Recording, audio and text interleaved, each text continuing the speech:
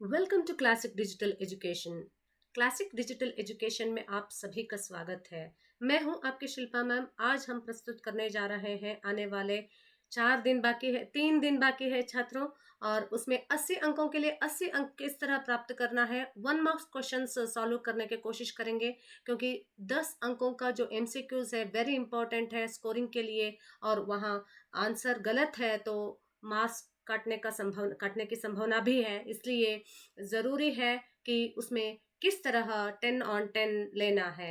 Every lesson पर जो question 1 mark question है उसके आंसर सटीक दिए हैं, उस पर चर्चा करते जाने वाले हैं। इसलिए किताब खोलिए, किताब के साथ साथ जो वर्कबुक है और आपका नोट्स है तो रेफरेंस नोट्स बुक साथ में रखिए और अभ्यास करते जाइए। वेरी इंपॉर्टेंट टॉपिक डिस्कस करने जा रहे हैं, 1 मार्क्स क्वेश्चन एंड आंसर्स इस वीडियो में छात्रों डिस्कस करेंगे। और इसमें 80 अंकों के लिए 80 अंक, 100% रिजल्ट किस तरह लेना है ये वीडियो में आपको पूरे तरह से समझाएंगे। और वीडियो के अंत में आपको फ्यू टिप्स भी देंगे कि किस तरह आप एग्जाम लिखते हैं और उसमें किस तरह इवैल्यूएट किया जाता है, और स्ट्रेस फ्री एग्जाम कैसे लिखकर आना है ये भी आपको समझाएंगे। कन्नड़ भाषा में भी आपको समझाएंगे, क्योंकि कर्नाटक हिंदी भाषा क्षेत्र है। यहाँ बहुत लोग कन्नड़ अन्य भाषा बोलने वाले हैं। हिंदी इतने अच्छे से नहीं बोल पाते हैं, लिख पाते हैं, फिर भी 80 अंकों के लिए 80 अंक लेते हैं छात्र। क्योंकि कठिन परिश्रम, लगन और श्रद्धा जो व्यक्ति करता है उसके मेहनत कभी असफल नहीं होता है। मेहनत करने वालों के साथ मीठा फल भगवान दे ही जाता है। और मैं जानती हूँ आप सब 1 साल लगातार अभ्यास किए हैं। अब अभ्यास के जो अंतिम परिश्रम के जो परिश्रम में परीक्षा देने का समय है। परीक्षा के समय आप चिंता न कीजिए, आपके परिश्रम के अनुसार आपको जरूर 80 अंकों के लिए 80 अंक दे देंगे, या नहीं तो कुछ 1-2 अंक इधर उधर हो जाएगा। फिर भी आप कोशिश करेंगे, कोशिश करने वालों के हार कभी नहीं होते। चलो शुरू करते हैं। ಕನ್ನಡದಲ್ಲೂ ಕೂಡ ವಿದ್ಯಾರ್ಥಿಗಳೇ ನಿಮಗೆ ಈ ವಿಡಿಯೋದಲ್ಲಿ ತಿಳಿಸಲಾಗುತ್ತೆ ಏನಂದ್ರೆ ಅತಿ ಉತ್ತಮವಾದಂಥ ಅಂಕಗಳನ್ನು 8ಗೆ ಹೇಗೆ ಸ್ಕೋರ್ ಮಾಡೋದು, 100% ಹೇಗೆ ರಿಸಲ್ಟ್ ಅನ್ನ ತೆಗೆಯೋದು, ಹಾಗೆ ಉತ್ತಮವಾದಂಥ ಆನ್ಸರ್ ಅನ್ನ ಬರೆದು ಯಾವ ರೀತಿಯಲ್ಲಿ ನಾನು 100% ರಿಸಲ್ಟ್ ಅನ್ನ ತೆಗಿಬಹುದು ಅಂತ ಚಿಂತೆ ಮಾಡ್ತಾ ಇದ್ರೆ ದಯವಿಟ್ಟು ಈ ವಿಡಿಯೋ ನೋಡಿ। ಮೊದಲನೇದಾಗಿ ವಿಡಿಯೋ ನೋಡ್ತಾ ಇದ್ರೆ, ಫಸ್ಟ್ ಟೈಮ್ ವಿಡಿಯೋ ನೋಡ್ತಾ ಇದ್ರೆ ದಯವಿಟ್ಟು ಸಬ್ಸ್ಕ್ರೈಬ್ ಮಾಡ್ಕೊಳ್ಳಿ। ಚಾನಲಲ್ಲಿ ಬೇಕಾದಷ್ಟು ವಿಡಿಯೋಸ್ಗಳನ್ನು ಅಪ್ಲೋಡ್ ಮಾಡಿದ್ದೇವೆ ಆಲ್ರೆಡಿ। ನಿಮಗೆ ಬೇಕಾಗಿರ್ತಕ್ಕಂಥ ಪ್ಯಾಸಿಂಗ್ ಪ್ಯಾಕೇಜ್ ಇರ್ಬೋದು, ಅಥವಾ ಅನುವಾದ ಇರ್ಬೋದು, ಗ್ರಾಮರ್ ಇರ್ಬೋದು, ಅಥವಾ ಮುಹಾವರೆ ಇರ್ಬೋದು, MCQs, model question paper 2023 question paper solve ಮಾಡಿದೆ, ಅದ್ರ ಹಿಂದಿನ ವರ್ಷಗಳ question papers videos, lessons videos ಎಲ್ಲ ಕೂಡ ಅಪ್ಲೋಡ್ ಮಾಡಲಾಗಿದೆ। ದಯವಿಟ್ಟು ಸಬ್ಸ್ಕ್ರೈಬ್ ಮಾಡ್ಕೊಳ್ಳಿ, ಕಮೆಂಟ್ ಮಾಡಿ। ಯಾಕೆ ಅಂತಂದರೆ ಕಮೆಂಟ್ ಮಾಡೋದ್ರ ಮುಖಾಂತರ ನಮ್ಗೆ ತಿಳಿಯುತ್ತೆ, ನಿಮ್ಮ ರಿಕ್ವೈರ್ಮೆಂಟ್ಗೆ ಅನುಗುಣವಾಗಿ ನೆಕ್ಸ್ಟ್ ವಿಡಿಯೋಸನ್ನು ಅಪ್ಲೋಡ್ ಮಾಡ್ಬೋದು। ಜೊತೆಗೆ ನಿಮಗೆ ಶೇರ್ ಲೈಕ್ ಮಾಡ್ತಾನೆ ಇರಬೇಕು। ಯಾಕೆ ಅಂತಂದರೆ ನಮಗೆ ನಮ್ಮ ಚಾನಲ್ನಿಂದ ಹೇಳ್ಕೊಡ್ಲಾಗಿರ್ತಕ್ಕಂಥ ವಿಡಿಯೋಸಿಂದ ನಿಮಗೆ ಉಪಯೋಗ ಆದರೆ ಅದಕ್ಕಿಂತ ಖುಷಿ ಇನ್ನೊಂದಿಲ್ಲ।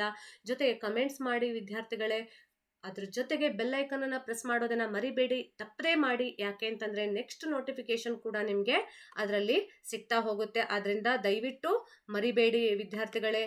ಏನಪ್ಪ ನೀವು ಮಾಡಬೇಕಾಗಿರೋದು ಅಂತಂದ್ರೆ ಸಬ್ಸ್ಕ್ರೈಬ್ ಮಾಡ್ಕೋಬೇಕು, ಕಮೆಂಟ್ ಮಾಡಬೇಕು, ಬೆಲ್ ಐಕನ್ ಪ್ರೆಸ್ ಮಾಡಬೇಕು, ನೆಕ್ಸ್ಟ್ ವಿಡಿಯೋಸ್ಗೆ ವೇಟ್ ಮಾಡ್ತಾ ಇರಬೇಕು। ಜಲ್ದಿ ವಿಡಿಯೋಸ್ನ ಎಂಡ್ವರೆಗೂ ನೋಡಿ। ಯಾಕೆ ಅಂತಂದರೆ ಇಲ್ಲಿ ಇಂಪಾರ್ಟೆಂಟ್ ಟಿಪ್ಸ್ ಕೂಡ ನಾನು ನಿಮ್ಮ ಜೊತೆಗೆ ಶೇರ್ ಮಾಡ್ಕೋತಿದ್ದೀನಿ। ಹೆಚ್ಚಿನ ಚರ್ಚೆ ಬೇಡ। ಏನಂದರೆ 1 ಮಾರ್ಕ್ಸ್ ಕ್ವಶನ್ ಆ್ಯಂಡ್ ಆನ್ಸರ್ಸಲ್ಲಿ ನೀವು ಯಾವ ರೀತಿಯಾಗಿ ಫುಲ್ ಮಾರ್ಕ್ಸ್ನ ತೆಗಿಬೋದು ಅಂತಂದರೆ, ಫಸ್ಟ್ ಟಿಪ್ ಏನಪ್ಪ ಅಂತಂದರೆ ನೀವು you have to read the lesson carefully.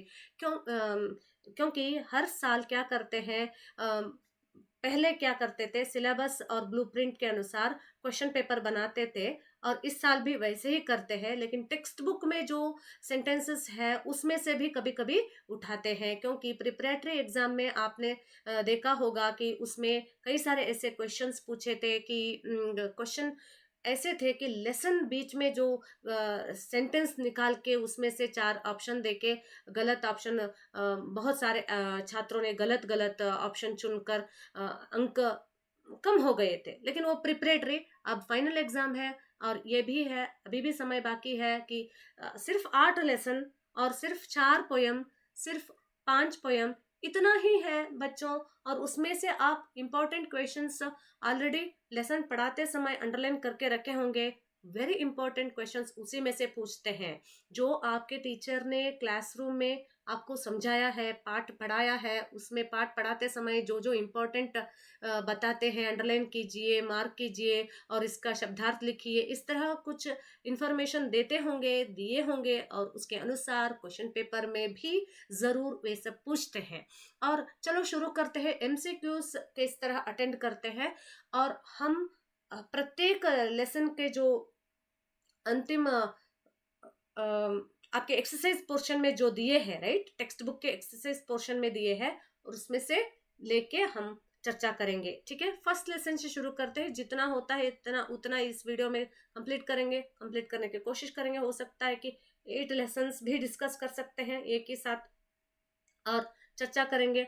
और पाठ का सारांश के साथ साथ पाठ को ध्यान से पढ़कर आना चाहिए, क्योंकि यात्रा जापान की और ऐसे कुछ ऐसे लेसन है, कंटेंट आपको हमेशा भूलने जैसा होता है, मन्नू भंडारी वाला। और ये से पाठ आपको याद में रहना है तो ज़रूर आपको प्रैक्टिस ज़्यादा करना है। ठीक है, चलो शुरू करते हैं कि फर्स्ट लेसन सुजान भगत से शुरू करते हैं। विद्यार्थिಗಳೇ ನೋಡಿ, ಇದರಲ್ಲಿ फर्स्ट लेसन ಏನಿದೆ सुजान भगत, उसमें से 4 नंबर के क्वेश्चंस पूछते हैं। 1 MCQs के लिए ज़रूर पूछते हैं, और पाठ को अच्छे से पढ़िए। ಫಸ್ಟ್ ಲೆಸನ್ ಯಾವಾಗಲೂ ಅಷ್ಟೇ ವಿದ್ಯಾರ್ಥಿಗಳೇ, ಫಸ್ಟ್ ಲೆಸನ್ ವೆರಿ ಇಂಪಾರ್ಟೆಂಟ್ ಆಗುತ್ತೆ, ಮರಿಬೇಡಿ. ಫಸ್ಟ್ ಲೆಸನನ್ನು ಚೆನ್ನಾಗಿ ತರವಾಗಿ ಪ್ರಾಕ್ಟೀಸ್ ಮಾಡ್ಕೊಳ್ಳಿ, ಬಿಕಾಸ್ ಅದ್ರ ಮೇಲೆ 4 ಮಾರ್ಕ್ಸಿನ ಕ್ವಶನ್ ಬರುತ್ತೆ. ಇನ್ ದ ಸೆನ್ಸ್ MCQs ಮೇಲೆ 1 ಕ್ವೆಶನ್ ಅಂತಂದರೆ ಇನ್ನುಳಿದಂಗೆ 3 ಮಾರ್ಕ್ಸು. ಅದು ಕೂಡ ನಿಮಗೆ ಎಸ್ಸೆ ಶಾರ್ಟ್ ಆನ್ಸರ್ಸಲ್ಲಿ ಕೇಳ್ತಾರೆ. ಅದರಿಂದ ನೀಟಾಗಿ ಅಭ್ಯಾಸ ಮಾಡ್ಕೊಳ್ಳಿ. ಅಲ್ಲಿ 2 ಮಾರ್ಕ್ಸಿಗೆ ಕೇಳಿದ್ರೆ MCQsಲ್ಲಿ 2 ಮಾರ್ಕ್ಸಿಗೆ ಕೇಳುವ ಚಾನ್ಸಸ್ ಇರುತ್ತೆ. ಹಾಗಾಗಿ ಬ್ಲೂ ಪ್ರಿಂಟ್ ಪ್ರಕಾರ 4 ಮಾರ್ಕ್ಸಿನ ಕ್ವೆಶನನ್ನು ಈ ಪಾಠದಲ್ಲಿ ಕೇಳಲಾಗುತ್ತೆ ವಿದ್ಯಾರ್ಥಿಗಳೇ. ಓಕೆ, ಸುಜಾನ್ ಭಗತ್ ಪಾಠದ ಮೇಲೆ ನಿಮಗೆ 4 ಮಾರ್ಕ್ಸಿನ ಕ್ವೆಶನ್ನು ಖಂಡಿತವಾಗ್ಲೂ ಕೇಳ್ತಾರೆ. ಔಟ್ ಆಫ್ 80ದಲ್ಲಿ 4 ಮಾರ್ಕ್ಸ್ ಅಂದರೆ it is a huge marks only, right? So very simple ಇದೆ, ಈಸಿ ಇದೆ ಫಸ್ಟ್ ಲೆಸನ್ನು. ಹಾಗಾಗಿ ಮರಿದೇನೆ ಫಸ್ಟ್ ಲೆಸನ್, ಫಸ್ಟ್ ಪೊಯಮ್, ಹಾಗೆ ಏನು ಮಧ್ಯಕಾಲೀನ ಇರ್ಬೋದು, ಆಧುನಿಕ ಕಾಲೀನ, ಫಸ್ಟ್ ಪೊಯಮ್, ಎಲ್ಲ ಕೂಡ 3 ಇಂಪಾರ್ಟೆಂಟ್ ಆಗ್ತಾ ಹೋಗುತ್ತೆ. ಬಿಕಾಸ್ ಅದ್ರ ಮೇಲೇನೆ ನಿಮಗೆ ಜಾಸ್ತಿ ಕ್ವಶನ್ಸು ಕೇಳಿರ್ತಾರೆ. ಅದ್ರ ಮೇಲೆ ಕೇಳ್ದೇನೆ ಇರೋಕ್ಕೆ ಚಾನ್ಸಸ್ಸೇ ಇಲ್ಲ. ಯಾಕೆಂದರೆ ರೈದಾಸ್ ವಾಣಿದಲ್ಲೂ ಹಾಗೇನೆ 4 ಮಾರ್ಕ್ಸಿನ ಕ್ವಶನ್ನು ಬಂದೇ ಬರುತ್ತೆ. ಜೊತೆಗೆ ನಿಮಗೆ ಮಧ್ಯಕಾಲೀನ ಕವಿತಾದಲ್ಲಿ ರೈದಾಸ್ ವಾಣಿದಲ್ಲೂ ಕೇಳ್ತಾರೆ, ರಹೀಮ್ ಕೆ ದೋಹೆ ಮೇಲೂ ಕೇಳ್ತಾರೆ. ಹಾಗಾಗಿ ಇಂಪಾರ್ಟೆಂಟ್ ಆಗುತ್ತೆ, ನೋಡ್ಕೊಳ್ಳಿ. ಇನ್ನೊಂದೇನಪ್ಪ ಅಂದರೆ ಆಧುನಿಕ ಕವಿತಾದಲ್ಲಿ ಫಸ್ಟ್ ಪೊಯಮ್ ಏನಿದೆ ಅದನ್ನು 3 ಮಾರ್ಕ್ಸಿಗೆ ಕೇಳ್ತಾರೆ. ಹಾಗಾಗಿ ಅಭ್ಯಾಸ ಚೆನ್ನಾಗಿ ಮಾಡ್ಕೊಳ್ಳಿ ವಿದ್ಯಾರ್ಥಿಗಳೇ. ಈಗ ನಾವು ಫಸ್ಟ್ ಕ್ವಶನ್ಗೆ ಡಿಸ್ಕಸ್ ಮಾಡ್ತಾ ಇದ್ದೀವಿ. ಯಾವುದು? 1 ಮಾರ್ಕ್ಸ್ ವಾಕ್ಯಾಂಶ ಯಾ ವಾಕ್ಯ ಮೇ ಉತ್ತರ ಲಿಖಿ. ಪೆಹಲೆ ಮುಂಚೆ ಏನಂದರೆ ಅಪ್ಡೇಟೆಡ್ ವರ್ಷನ್ಗಿಂತ ಮುಂಚೆ ವಿದ್ಯಾರ್ಥಿಗಳಿಗೆ ಕ್ವಶನ್ ಪೇಪರ್ ಯಾವ ರೀತಿ ಬರ್ತಿತ್ತು ಅಂದರೆ 1 ಮಾರ್ಕ್ಸ್ ಕ್ವಶನ್ ಕೊಡ್ತಿದ್ರು. ಆ್ಯಸ್ ಇಟ್ ಈಸ್ ನಿಮ್ಮ ಎಕ್ಸಸೈಸ್ ಪೋರ್ಷನ್ ಏನಿದೆ ಅದೇನೇ ಕೆಲವೊಮ್ಮೆ ಬರ್ತಾ ಇತ್ತು, ರಿಪೀಟ್ ಆಗ್ತಾ ಇತ್ತು. ಆದರೆ ಯಾವಾಗಿಂದ ಅಪ್ಡೇಟ್ ವರ್ಷನ್ MCQs ಆಯಿತು, MCQsಲ್ಲಿ 5 ಮಾರ್ಕ್ಸು 10 ಮಾರ್ಕ್ಸ್ವರೆಗೂ ಬಂದಿದೆ. ಇವಾಗ 10 ಮಾರ್ಕ್ಸ್ಗೆ ನೀವು MCQs ಬರೀತೀರಾ. MCQsಲ್ಲಿ 1 ಮಾರ್ಕ್ಸ್ ಕ್ವಶನು ಡೆಫಿನೆಟ್ ಆಗಿ ಸುಜಾನ್ ಭಗತ್ ಮೇಲೆ ಇದ್ದೇ ಇರುತ್ತೆ. ಹಾಗಾಗಿ ಫಸ್ಟ್ ಲೆಸನ್ ಇಂಪಾರ್ಟೆಂಟು. ವಾಕ್ಯ ನಿಮಗೆ ಇಲ್ಲಿ ಕ್ವಶನ್ ಆ್ಯಂಡ್ ಆನ್ಸರ್ಸನ್ನು ಅಭ್ಯಾಸ ಮಾಡಿಕೊಂಡ್ರೆ ಎಕ್ಸಾಮಲ್ಲಿ ಡೈರೆಕ್ಟಾಗಿ ಆಪ್ಷನ್ಸ್ ನೋಡ್ದೇ ಆನ್ಸರನ್ನು ಟಿಕ್ ಮಾಡುವಂಥ ಕೆಪಾಸಿಟಿ ನಿಮಗೆ ಬರುತ್ತೆ ವಿದ್ಯಾರ್ಥಿಗಳೇ. ಹಾಗಾಗಿ ಫಸ್ಟ್ ಕ್ವಶನಿಂದ ನೋಡ್ತಾ ಹೋಗೋಣ. ನೋಡಿ ವಿದ್ಯಾರ್ಥಿಗಳೇ, ಇಲ್ಲಿ ಕಂಚನ್ ಬರಸ್ನ, ಆಮ್ದನಿ ಬಡನ, ಇವೆಲ್ಲ ಮುಹಾವರೆ ಶಬ್ದಗಳು. ಯಾಕೆಂತಂದರೆ ನಿಮಗೆ ಮುಹಾವರೆದಲ್ಲಿ ನಿಮಗೆ ಈ ಥರ ಒಂದು ಶಬ್ದಗಳನ್ನು ಕೊಟ್ಟು ಮ್ಯಾಚ್ ದ ಫಾಲೋಯಿಂಗಲ್ಲಿ ಕೇಳಿದ್ದಾರೆ. ತಿನಕ್ ಜಾನ ಬಂದಿದೆ, ತುಂಬ ಸರ್ತಿ ಕೇಳಿದ್ದಾರೆ. ನಾಮ್ ಜಗಾನ ಕೀರ್ತಿಪಾನ ಅಂತ ಅರ್ಥ ಆಗುತ್ತೆ. ಹಾಗೆ ದಮ್ನ ಲೇನ कठिन परिश्रम करना, कमर सीधी करना, आराम करना, कंचन बरसना, आमदनी बढ़ना, फूलेना समाना, अत्यधिक खुश होना, मुँह की ಖಾನಾ, ಹಾರ್ ಜಾನ. ನೋಡಿ, ನಿಮ್ಮ ಗ್ರಾಮರ್ ವರ್ಕ್ ಬುಕ್ಕಲ್ಲಿ ಏನು ಎಕ್ಸಾಂಪಲ್ಸ್ ಕೊಟ್ಟಿದ್ದಾರೆ ಅದ್ರ ಜೊತೆಯಾಗಿ ನೀವು ಪಾಠದ ಎಂಡಿಂಗಲ್ಲಿ ಇರ್ತಕ್ಕಂಥ ಕಠಿಣ ಶಬ್ದದ ಅರ್ಥ ಹಾಗೂ ಮುಹಾವರೆ ಅಂತ ಸ್ಪೆಸಿಫಿಕ್ ಆಗಿ ಮೆನ್ಷನ್ ಮಾಡಿರುವಂಥ ಲೆಸನ್ಸ್ ಇಂದು ನೀವು ಖಂಡಿತವಾಗ್ಲೂ ಓದಬೇಕು ವಿದ್ಯಾರ್ಥಿಗಳೇ. ಬಿಕಾಸ್ ಅಲ್ಲಿಂದನೂ ಕೂಡ ಕ್ವೆಶನ್ಸ್ನ ತೆಗೆದು ಕ್ವಶನ್ ಪೇಪರಲ್ಲಿ ಹಾಕೋ ಚಾನ್ಸಸ್ ಇರುತ್ತೆ. ಬಿಕಾಸ್ ಮುಹಾವರೆ ಅಂದ ತಕ್ಷಣ ನಿಮಗೆ ಲೆಸನಲ್ಲೂ ಬಂದಿದೆ, ಅದು ಜೊತೆಗೆ ಗ್ರಾಮರ್ ಟೆಕ್ಸ್ಟ್ ಬುಕ್ಕಲ್ಲಿ ಸ್ಪೆಸಿಫಿಕ್ ಆಗಿ ಒಂದು ಚಾಪ್ಟರನ್ನೇ ಮೆನ್ಷನ್ ಮಾಡಿದ್ದಾರೆ. ಕರೆಕ್ಟ್? ಸೊ ಅವೆರಡನ್ನು ಅಭ್ಯಾಸ ಮಾಡ್ಕೊಳ್ಳಿ. ಇವಾಗ ನಾವು ಕ್ವಶನ್ ಆ್ಯಂಡ್ ಆನ್ಸರ್ಸನ್ನು ಡಿಸ್ಕಸ್ ಮಾಡೋಣ. ಫಸ್ಟ್ ಕ್ವಶನ್ ಏನಿದೆ? ಫಸ್ಟ್ ಕ್ವಶನ್ ಇದೆ सीधे साधे धन किसान आते ही सीधे साधे किसान धन आते ही किस ओर झुकते हैं. ಇಲ್ಲಿ ಉತ್ತರ ಏನಪ್ಪ ಇದೆ? ಒಂದು ಸೆಕೆಂಡ್. सीधे साधे किसान धन आते ही किस ओर झुकते हैं? धर्म और यस, किस और शब्द को बदले धन और कीर्ति. करेक्ट. नेक्स्ट, कानून गो इलाके में आते तो सुजान किसके चौपाल में बैठते थे? सुजान के चौपाल, है ना. किसके यानी सुजान, सुजान महतो, सुजान भगत के चौपाल में ठहरते. सुजान ने गांव में क्या बनवाया? इट्स वेरी इंपॉर्टेंट छात्रों, क्योंकि कंफ्यूज करने के लिए सिर्फ कुआं देते हैं, पक्का कुआं देते हैं, कच्चा कुआं देते हैं, कुछ और गलत तालाब देते हैं. इसलिए क्या बनवाया? पक्का कुआं बनवाया. एक पक्का कुआं बनवाया.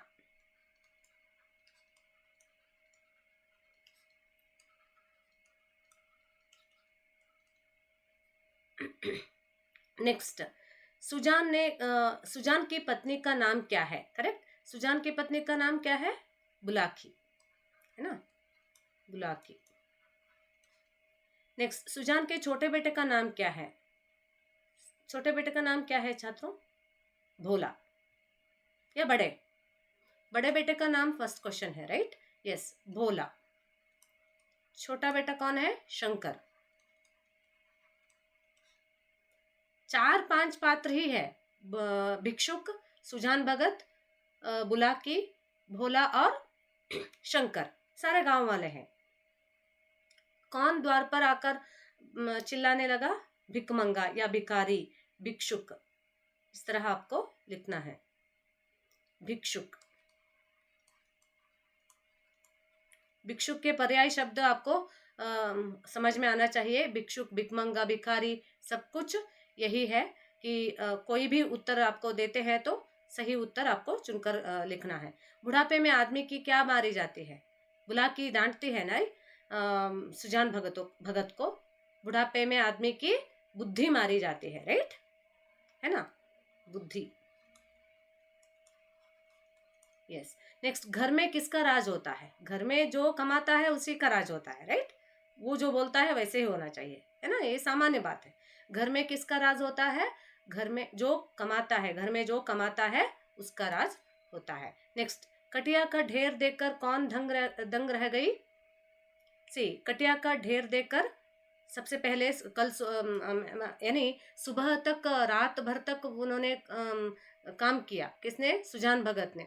और सुबह बुलाकी देखती है तो कटिया का ढेर देखकर वह दंग रह जाती है कि किसने किया होगा. पति पर तो उसको कुछ भी इस तरह की आशा ही नहीं है, तो भरोसा ही नहीं है. इसलिए उसने सोचा कि बच्चे ने किया है, लेकिन असल में सुजान ने किया था. करेक्ट.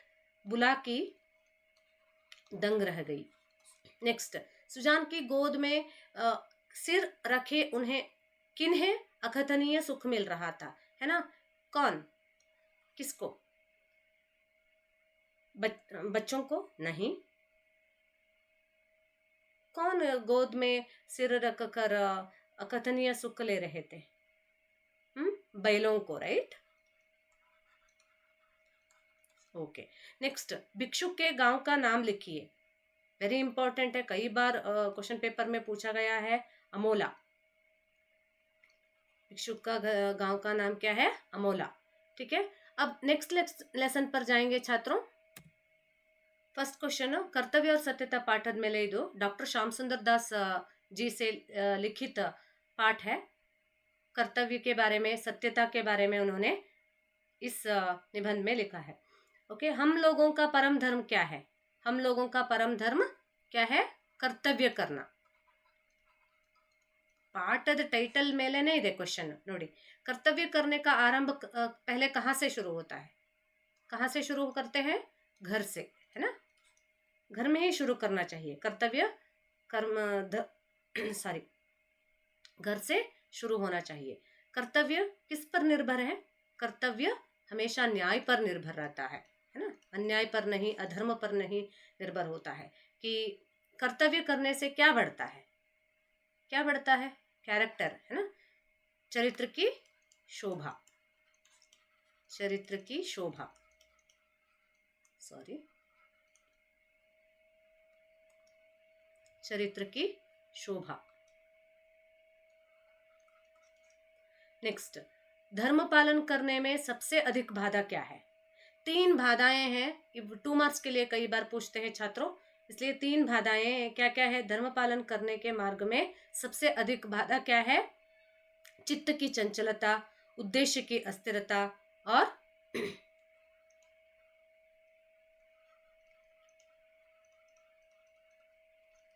लास्ट वन क्या है? मन की निर्बलता। इससे धर्म पालन करने में अधिक बाधाएं होती हैं। करेक्ट। नेक्स्ट, मन ज्यादा देर तक दुविधा में पड़ा रहा तो क्या आ गिरेगी? स्वार्थपरता, राइट, उसमें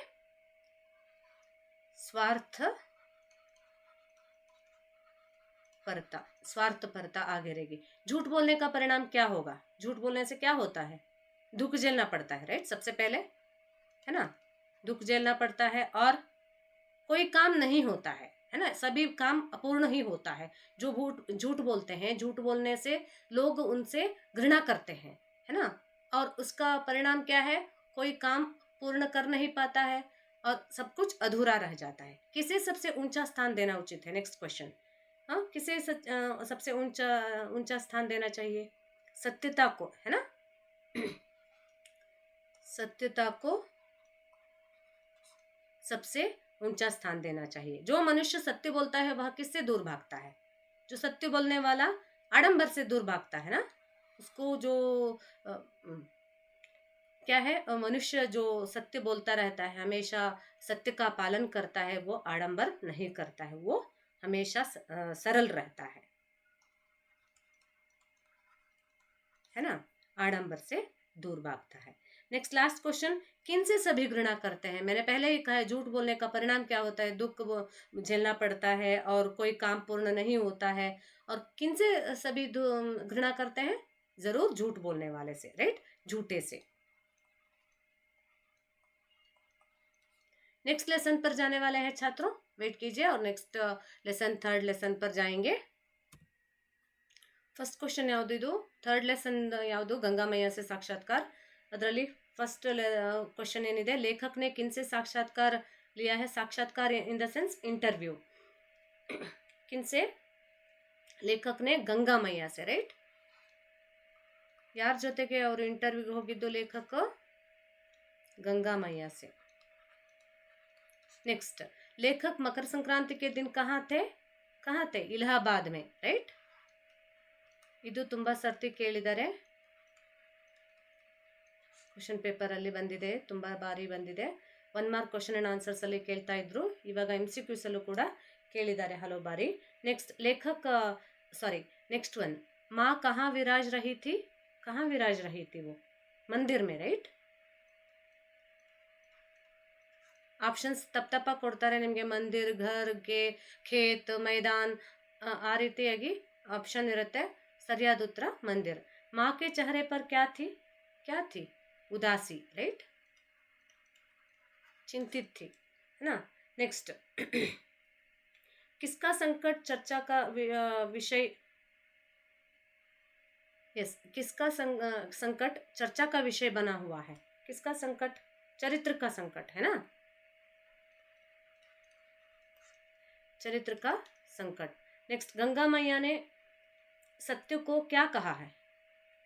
सत्य को निर्भय कहा है, राइट। ನೋಡಿ, ಕನ್ಫ್ಯೂಸ್ ಆಗುತ್ತೆ ನಿಮಗೆ, ಕರ್ತವ್ಯ और ಸತ್ಯತಾ ಮತ್ತೆ ಗಂಗಾಮಯ್ಯ से साक्षात्कार। ಹಾಗಾಗಿ ತುಂಬಾ ಚೆನ್ನಾಗಿ ಓದ್ಕೊಳ್ಳಿ ವಿದ್ಯಾರ್ಥಿಗಳೇ। गंगामैया से साक्षात्कार, गंगामैया ने सत्य को निर्भय कहा है। किसका व्यापारीकरण हो रहा है? धर्म का, राइट, धर्म का व्यापारीकरण हो रहा है। असली झगड़ा किसके बारे में है? असली झगड़ा हमेशा कुर्सी के बारे में ही होता है, करेक्ट। किसके बारे में? कुर्सी के लिए। मनुष्य के कुकर्मों पर कौन हंसने लगे हैं? मनुष्य के कुकर्मों पर पशु पक्षियां, है ना, जानवर, पशु पक्षियां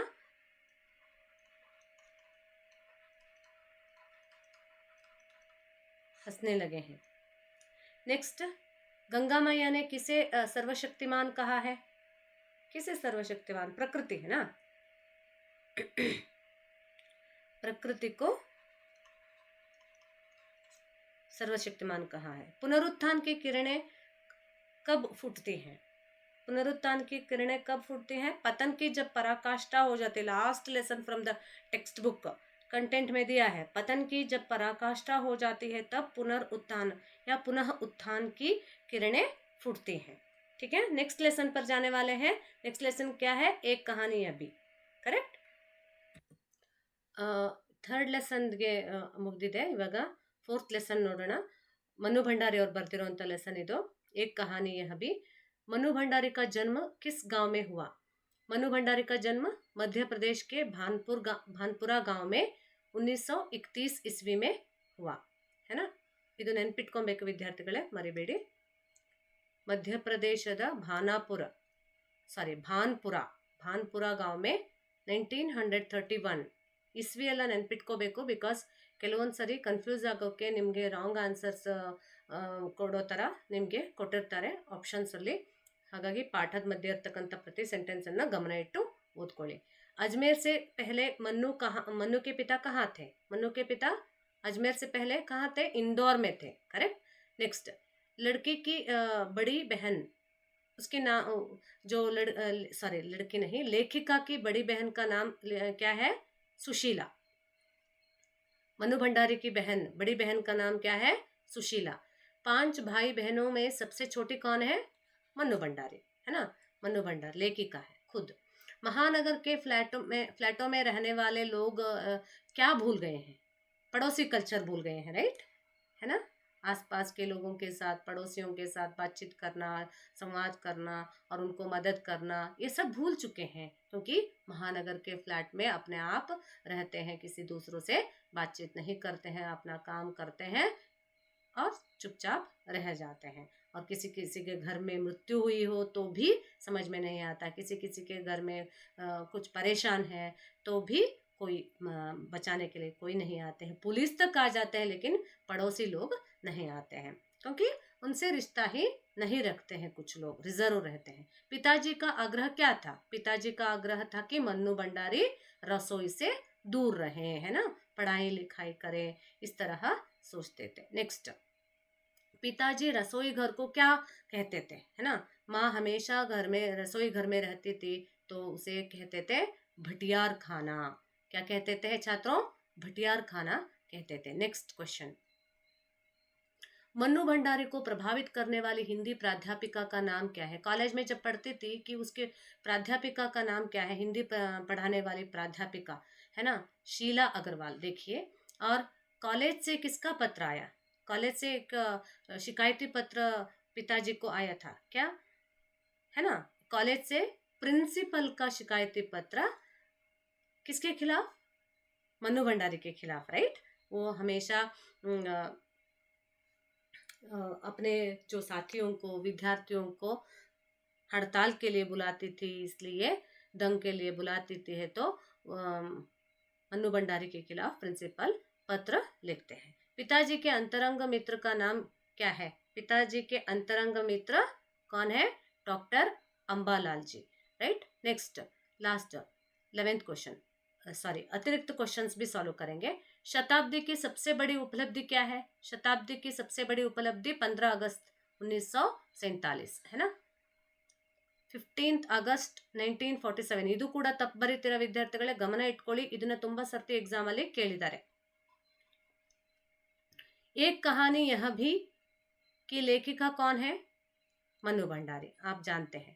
नेक्स्ट, अतिरिक्त सवाल भी चर्चा करेंगे.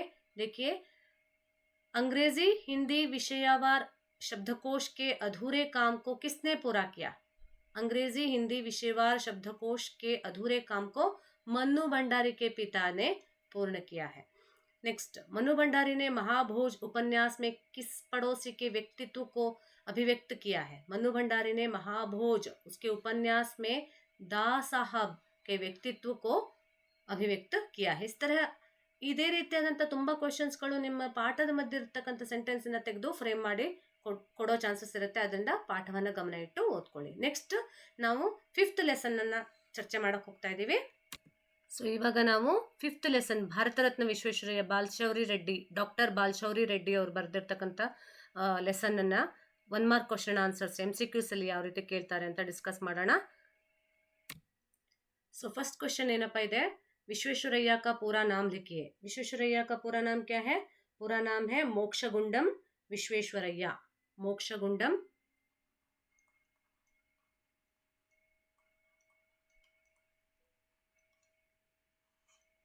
विश्वेश्वरैया.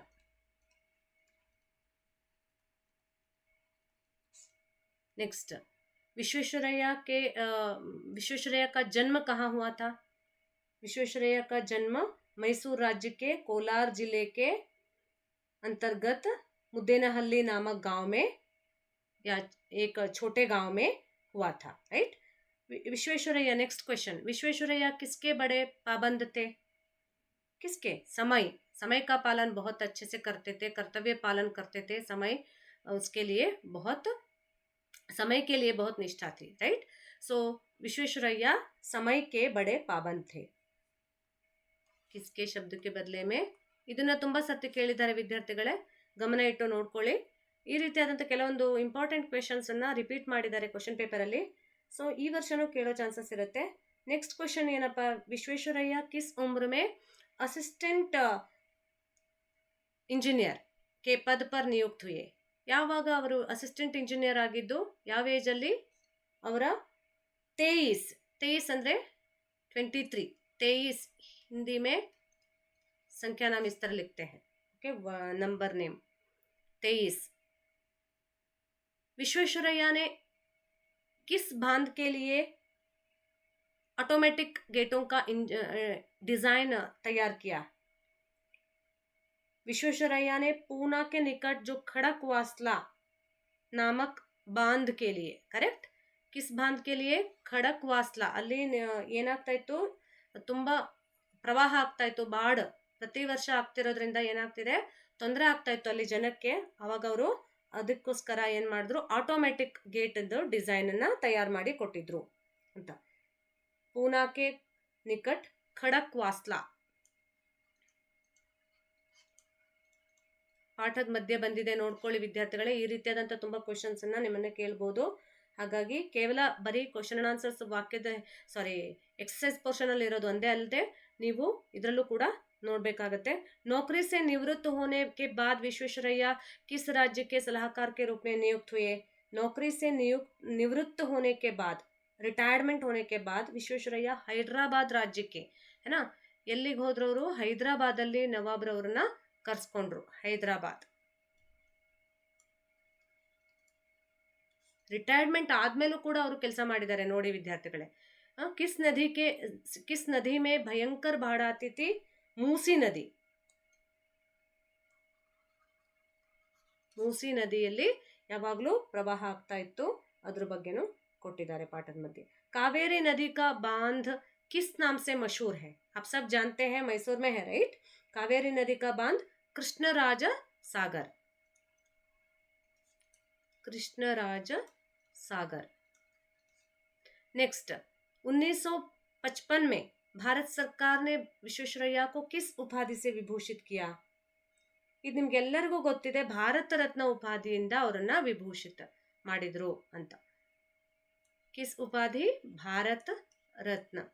ಹೀಗೂ ಕೇಳ್ಬೋದು, ಸರ್ ಭಾರತ ಸರ್ಕಾರ ने विश्वेश्वरैया को भारत रत्न की उपाधि से कब विभूषित किया? ಅವಾಗ ಇದು ಆನ್ಸರ್ ಬರುತ್ತೆ. ಕರೆಕ್ಟ್, ಭಾರತ ರತ್ನ. ಸಾರಿ, रतन नहीं, रत्न.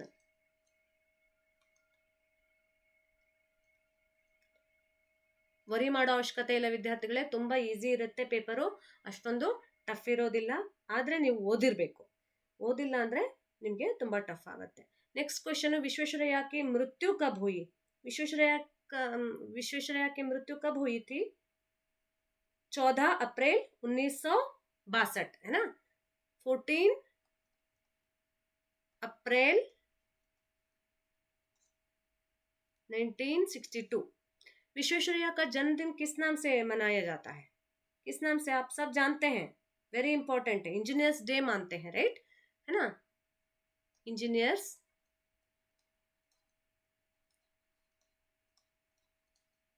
डे, ವಿಜ್ಞಾನಿಗಳ ದಿನ ಅಂತ ಅವರ ಒಂದು ಬರ್ತ್ಡೇನ ಆಚರಣೆ ಮಾಡ್ತೀವಿ, ಇಂಜಿನಿಯರ್ಸ್ ಡೇ ಅಂತ ಹೇಳಿ ಕರಿತೀವಿ ಅಲ್ವಾ. ನೆಕ್ಸ್ಟ್ ಲೆಸನ್ಗೆ ಹೋಗೋಕ್ಕಿಂತ ಮುಂಚೆ ನಿಮ್ಗೊಂದು ಸಣ್ಣ ಟಿಪ್ಪು, ನೀವು ಯಾವುದಾದ್ರೂ ಎಕ್ಸಾಮಲ್ಲಿ ನಿಮಗೆ ಟೆನ್ಷನ್ ಅಂತ ಅನ್ಸಿದ್ರೆ ಎಕ್ಸಾಮ್ಗೆ ಹೋಗೋಕ್ಕಿಂತ ಮುಂಚೆ ಟೇಕ್ ಅ ಡೀಪ್ ಬ್ರೀತ್, ಸ್ವಲ್ಪ ಥಿಂಕ್ ಮಾಡಿ, ಯಾರ ಹತ್ರ ಜಾಸ್ತಿ ಡಿಸ್ಕಷನ್ ಮಾಡಬೇಡಿ. ಹಾಗೆ ಎಕ್ಸಾಮ್ ಹಾಲಲ್ಲಿ ಕುಳಿತಾಗ ಕೂಡ ಆಚೆ ಈಚೆ ನೋಡೋದು ಅದೆಲ್ಲ ಏನು ಮಾಡೋಕೆ ಹೋಗಬೇಡಿ. ಸೀರಿಯಸ್ ಆಗಿ ಎಕ್ಸಾಮ್ ಮೇಲೆ ಫೋಕಸ್ ಮಾಡಿ ನೀಟಾಗಿ 3 ಗಂಟೆ 15 ನಿಮಿಷನ ಸರಿಯಾದ ರೀತಿಯಲ್ಲಿ ಬಳಸ್ಕೊಳ್ಳಿ.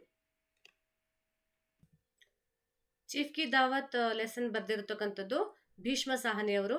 ಇದರಲ್ಲಿ ಈ ಕಹಾನಿ ಏನಂದ್ರೆ, ಚೀಫ್ ಅವರು ಆಫೀಸರ್ನ ಕರೆಸ್ತಾರೆ, ಶಾಮ್ನಾಥ್ ಅವರ ಆಫೀಸಲ್ಲಿ ತನ್ನ ತರಕ್ಕಿಗೋಸ್ಕರ, ಪ್ರೋಗ್ರೆಸ್ಗೋಸ್ಕರ ಅವ್ರೇನು ಮಾಡ್ತಾರೆ, ದಾವತ್ ಅಂದರೆ ಪಾರ್ಟಿ, ಮನೆಯಲ್ಲಿ ಪಾರ್ಟಿ ಅರೇಂಜ್ ಮಾಡ್ತಾರೆ.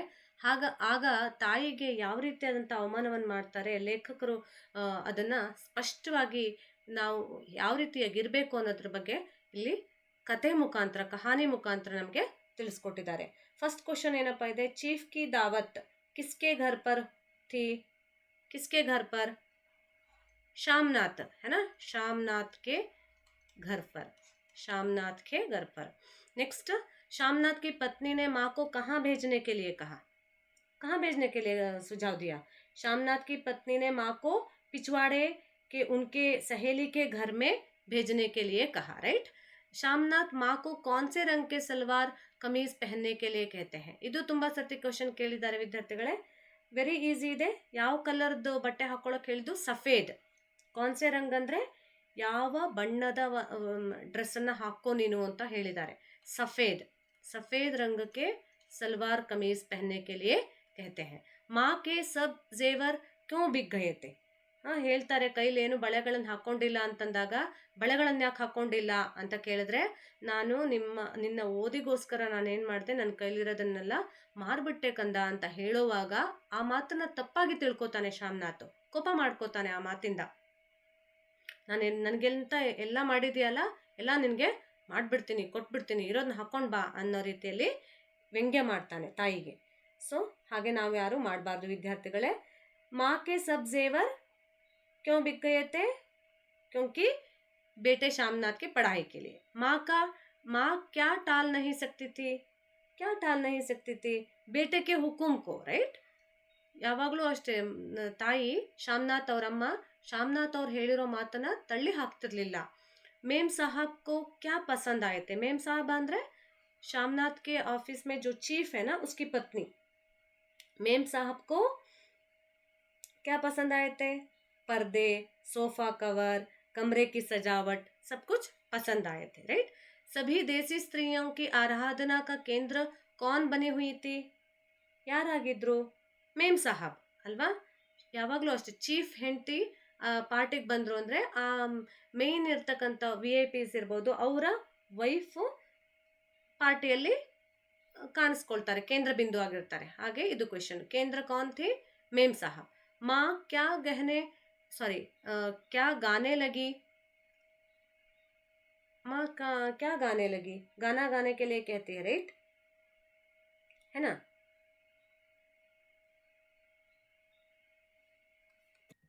माँ क्या गाने लगी एक पुराने विवाह का गीत, है ना, गाने लगी. नेक्स्ट, किसने पार्टी में नया रंग भर दिया?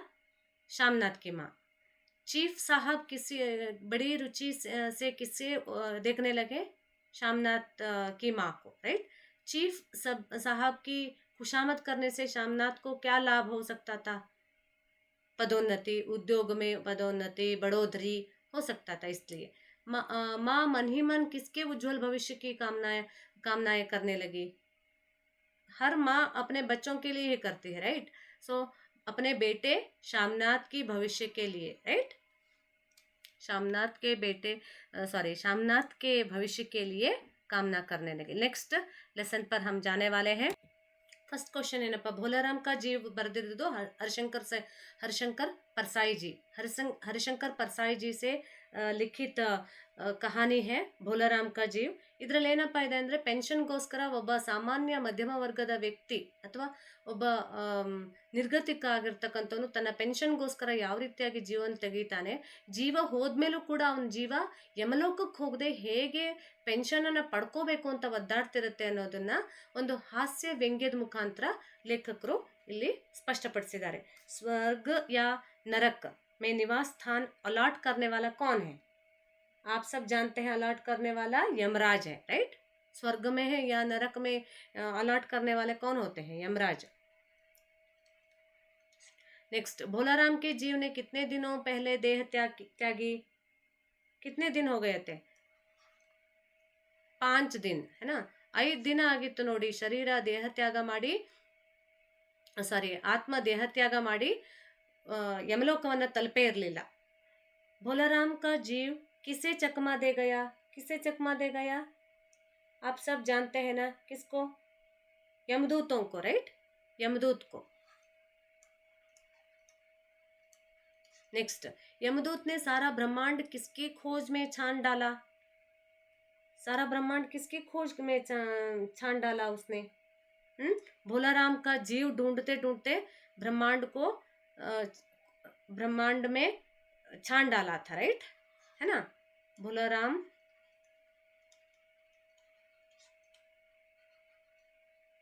का जीव।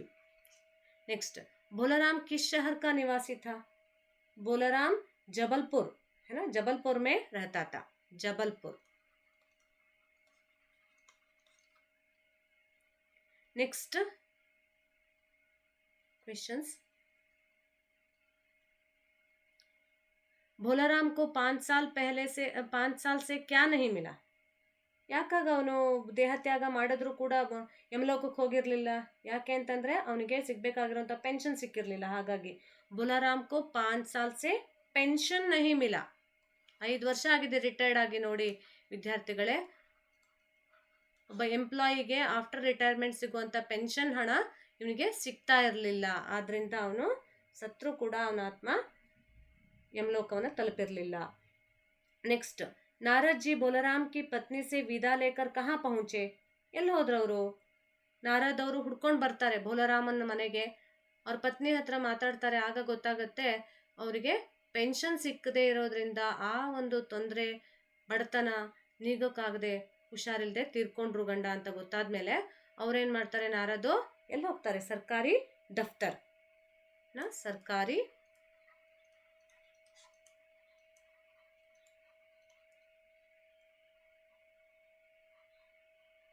सरकारी दफ्तर। नेक्स्ट, भोलाराम ने दरख्वास्त पर क्या नहीं रखा था? वजन नहीं रखा था, राइट। क्या नहीं रखा था? कहते हैं ना दरख्वास्त पर वजन नहीं था, इसलिए ऑफिसर ने कहा ना नारद से वजन ವೆಯ್ಟ್ ಇಡಬೇಕಾಗಿತ್ತು ಅಂತ ಹೇಳ್ತಾರೆ। ವೆಯ್ಟ್ ಇಡಬೇಕಾಗಿತ್ತು ಅಂತ ಇನ್ ದ ಸೆನ್ಸ್ ಲಂಚ ಕೊಟ್ಟಿರಲಿಲ್ಲ, ಅದರಿಂದ ಕೆಲಸ ಆಗಿಲ್ಲ ಅಂತ ಹೇಳ್ತಾರೆ। ನೆಕ್ಸ್ಟ್, बड़े साहब के कमरे के बाहर कौन ऊँग रहा था? यारो चपरासी, राइट।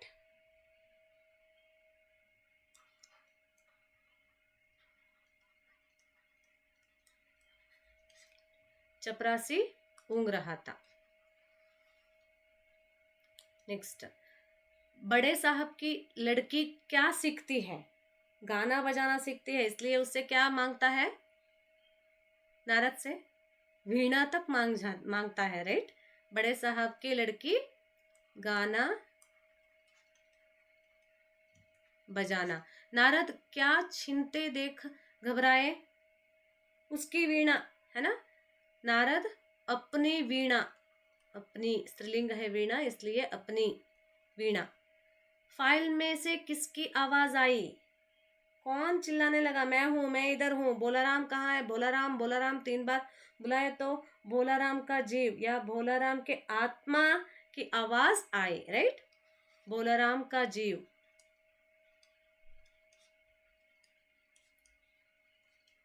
या बोलाराम के आत्मा की आवाज वहां से निकली। नेक्स्ट लेसन, लास्ट लेसन है लेसन के प्रोज के अंतर्गत ಪಾಠದಲ್ಲಿ 7ನೇ ಲೆಸನ್ ಮುಗಿದಿದೆ. 8ನೇ ಲೆಸನ್ಗೆ ಹೋಗುವ ಸಮಯ.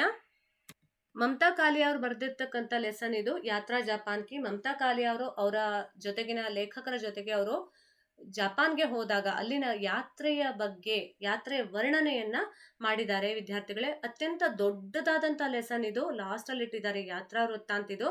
ಇದರಲ್ಲಿ ನಿಮ್ಗೆ ಪಾಠದ ಮಧ್ಯೆ ಇರ್ತಕ್ಕಂಥ ಶಬ್ದಗಳನ್ನ ಮುಖಾಂತರ ಕ್ವಶನ್ಸ್ ಅನ್ನ ಫ್ರೇಮ್ ಮಾಡಿ ಬಂದ್ರು ಬರ್ಬೋದು.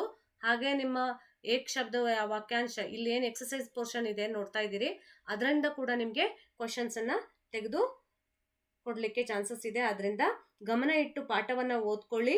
ಈಗ ಡಿಸ್ಕಸ್ ಮಾಡ್ತಕ್ಕಂಥ 1 ಮಾರ್ಕ್ಸ್ ಕ್ವಶನ್ ಆನ್ಸರ್ಸ್ ಅನ್ನು ಕೂಡ ಸರಿಯಾಗಿ ಅರ್ಥ ಮಾಡಿಕೊಂಡು ಉತ್ತರ ಕೊಡ್ಲಿಕ್ಕೆ ಟ್ರೈ ಮಾಡಿ. ಫಸ್ಟ್ ಕ್ವಶನ್ ಅನ್ನ ನೋಡೋಣ ವೀಕ್ಷಕರೇ, ವಿದ್ಯಾರ್ಥಿಗಳೇ. ನೋಡಿ, ಲೇಖಿಕಾ ಜಪಾನ್ किस सेतु हो गई, किस हेतु गई थी, किस कारण से, हेतु मतलब कारण, ಯಾವ ಕಾರಣಕ್ಕೆ ಹೋಗಿದ್ರು ಅವರು? ಅಂತಾರಾಷ್ಟ್ರೀಯ ಹಿಂದಿ ಸಮ್ಮೇಳನ है ना, ಅದರಲ್ಲಿ ಭಾಗವಹಿಸಲಿಕ್ಕೆ, ಅಂತಾರಾಷ್ಟ್ರೀಯ ಹಿಂದಿ ಸಮ್ಮೇಳನದಲ್ಲಿ ಭಾಗವಹಿಸಲಿಕ್ಕೆ ಅವರು जापानಗೆ ಹೋಗಿದ್ರು. अंतर्राष्ट्रीय हिंदी सम्मेलन. नेक्स्ट क्वेश्चन, जापान के होटलों का रिवाज क्या है? जापान के होटलों का रिवाज क्या है कि वहां सबसे पहले गर्म पानी पीने के लिए देते हैं. जापान का गुणधर्म क्या है? गुणधर्म क्या है? शालीनता उनकी गुणधर्म है, राइट? ಶಾಲೀನತಾ, ಯಾವಾಗಲೂ ಕೂಲ್ ಆಗಿರ್ತಾರೆ ಅಂತ ಶಾಲೀನತಾ ಅಂದ್ರೆ. ಶಾಲೀನತಾ जापान का गुणधर्म है. नेक्स्ट क्वेश्चन ಏನು? Tokyo university of foreign studies के निदेशक कौन है? ಯಾರು? Professor फुजी Takeshi, correct? Professor फुजी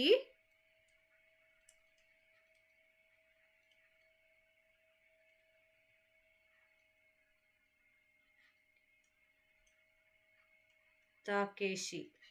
next, पुस्तकालय से बाहर निकलते समय अलार्म क्या जताता है? ಲೈಬ್ರರಿಯಿಂದ ಈಚೆ ಬರುವಾಗ ಅಲಾರಾಮ್ ಹೊಡ್ಕೊಳ್ಳುತ್ತೆ. ಯಾಕೆ ಹೊಡ್ಕೊಳ್ಳುತ್ತೆ ಅಂತ ಕೇಳ್ತಾ ಇದ್ದಾರೆ. ಯಾಕೆ ವಿದ್ಯಾರ್ಥಿಗಳೇ? पुस्तकालय से बाहर निकलते समय अलार्म इसलिए होता है कि आपके पास कोई छुपाई हुई किताब या पुस्तक है क्या, इसका अलार्म बजता है, करेक्ट? अगर है तो बाहर नहीं जाने देते, करेक्ट. नेक्स्ट क्वेश्चन, लेखिका ने किसे अनुशासन प्रिय कहा है? लेखिका ने जापानी लोगों को अनुशासन प्रिय कहा है. नेक्स्ट क्वेश्चन, शिंशान सेन का शाब्दिक अर्थ क्या है? शिंशान सेन का शाब्दिक अर्थ यह है कि क्या है? New trunk line. ಶಿಂಶಾನ್ ಸೇನ್ ಅಂದ್ರೆ ಅರ್ಥ ಏನು? New trunk line. नेक्स्ट, पानी के लिए जापानी भाषा में कौन सा शब्द है? पानी ಅಂದ್ರೆ ನಮಗೆ ಗೊತ್ತು, ಜಲ, ನೀರು ಅಂತ ಗೊತ್ತಿದೆ. ಆದ್ರೆ जापानी ಭಾಷೆಯಲ್ಲಿ ಏನು ಹೇಳ್ತಾರೆ ಅಂತ ಕೇಳ್ತಾ ಇದ್ದಾರೆ. जापानी भाषा में पानी के लिए क्या है? मिजू कहते हैं, है ना? मिजू ಪಾಠದ ಮಧ್ಯೆ ಬಂದಿದೆ ನೋಡಿ. ಸ್ಲಮ್ ಡಾಗ್ ಮಿಲಿಯನೇರ್, ನಿಮ್ಗೆ ಗೊತ್ತಿರ್ಬೋದು, ಇದನ್ನ ಒಂದು ಫಿಲಂ ಮಾಡಿದ್ರು. ಫಿಲಂ ಕಿಸ್ಕಿ ಪುಸ್ತಕಕ್ಕೆ ಆಧಾರ ಪರ್ ಬನಿ ಹೈ. ವೆರಿ ಫೇಮಸ್, ಆಸ್ಕರ್ ಅವಾರ್ಡ್ ವರ್ಗೂ ಹೋಗಿದೆ ಇದಕ್ಕೆ. ಸ್ಲಮ್ ಡಾಗ್ ಮಿಲಿಯನೇರ್ ಕಿತಾಬನ್ನ ಯಾರು ಬರ್ದಿರೋದು ಅಂತ ಕೇಳ್ತಿದ್ರೆ. ವಿಕಾಸ್ ಸ್ವರೂಪ್. ಯಾರು ಬರ್ದಿರೋದು ವಿದ್ಯಾರ್ಥಿಗಳೇ? ವಿಕಾಸ್ स्वरूप. नेक्स्ट, नारा का प्रसिद्ध मंदिर कौन सा है? नारा का प्रसिद्ध मंदिर क्या है? कौन सा है? नारा का प्रसिद्ध मंदिर है तोदाईजी मंदिर, है ना? तोदाईजी ಪಾಠದಲ್ಲಿ ಬಂದಿದೆ. ಅದರಿಂದ ಸ್ವಲ್ಪ ಡಿಫಿಕಲ್ಟ್ ಲೆಸನ್ ಇದು, ಚೆನ್ನಾಗಿ ಓದ್ಕೊಳ್ಳಿ.